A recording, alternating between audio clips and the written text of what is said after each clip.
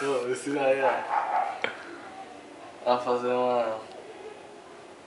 um copo com uma garrafa de vodka, entendeu? Usando só fogo, nada de nenhum produto serrante ou cortante ou algo aderente do tipo, só com fogo. Cadê a vela, mano? Tá aqui, tio.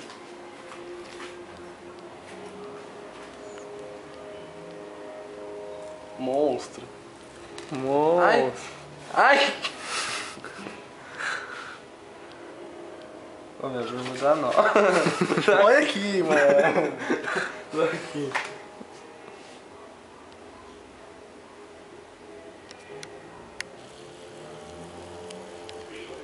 Aí, ó. Apagou, velho. Chavoso, ó. Só com o barbantinho, pá. Guilherme Gueldari. Não, pera, mano, você vai apagar a vela. Vai, tio, vai, tio.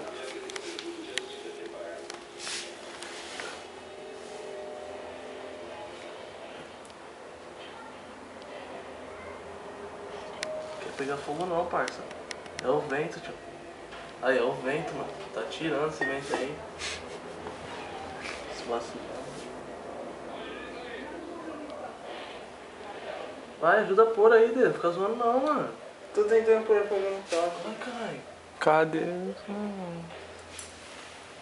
Mano, vou tentar pôr. Não põe assim não. Não põe assim não. Não põe assim, eu tô falando. Tem que segurar em cima, dá um... Vai pegar fogo no pano, mano. Só isso.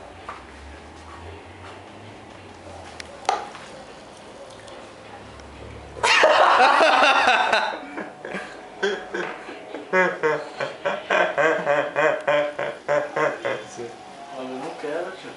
E esse vidro aí é bom, hein? Isso é do pau. Mano, por que não tá quebrando? Vamos quebrar a garrafa de Smirnoff então. Vamos ver se é nós, né? É, vamos tentar com a outra. Agora nós vamos tentar pro outro vídeo. Tchau. Já, próximo vídeo já.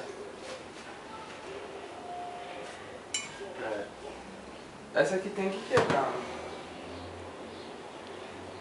O cara põe normal assim, tá ligado? O bagulho quebra. Sem fogo, tá ligado?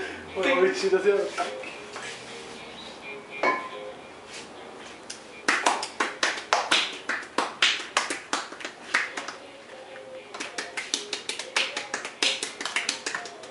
Olha.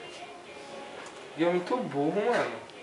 Mano, é que quando duas coisas o pessoal ficar mexendo na mesma coisa não dá certo. Se você faz, eu faço, mano. Se vira.